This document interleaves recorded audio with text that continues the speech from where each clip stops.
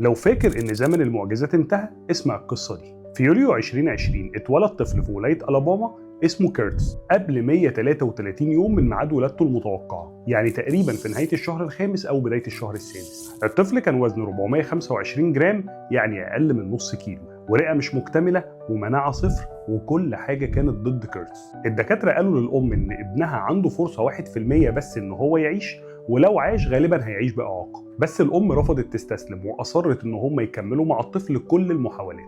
أجهزة تنفس صناعي، تغذية بالأنابيب، أدوية، 275 يوم في العناية المركزة. وكل يوم الدكاترة بتقول دي آخر ليلة، بس إرادة ربنا كانت غير كده خالص. كيرتس فضل في الحضانة 275 يوم، وبعد كده خرج من المستشفى زيه زي أي طفل عادي، وتسجل في موسوعة جينيس كأصغر طفل اتولد ونجا.